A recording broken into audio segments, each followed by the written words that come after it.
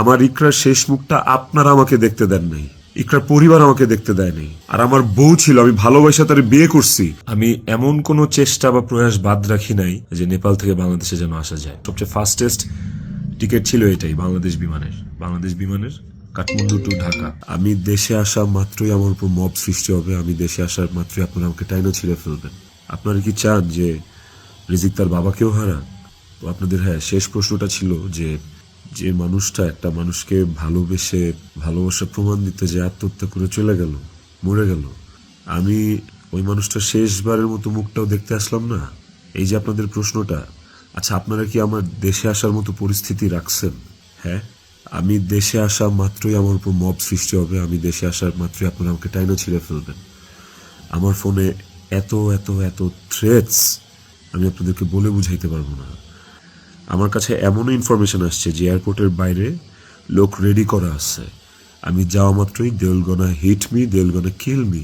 Police ধরে নিয়ে গেলে ওকে, আমি সেটা আইনিভাবে ফেস করব, কিন্তু এখন যদি আমিও মারা যাই, আমিও রিজিকের মার কাছে চলে যাই, রিজিকের কি হবে?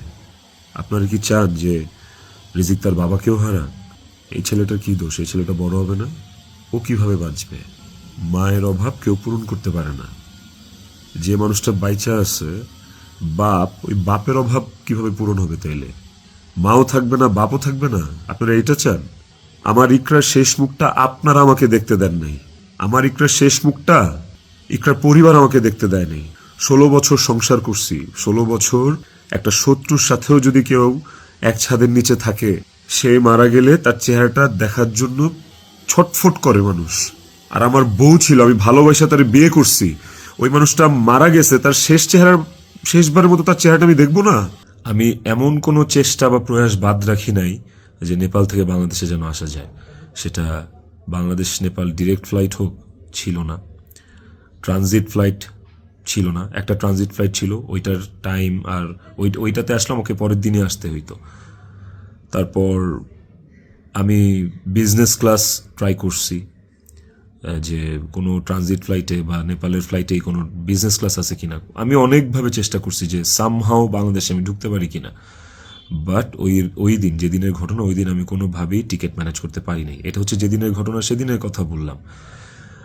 আর এরপরের দিন আপনারা যে বলতেছেন যে শেষ দেখাটাও দেখলাম না, আসলাম না, এই না সেই না, আমি টিকিট কাটছিলাম, কারণ ওই টিকিটটা ছাড়া অন্য কোনো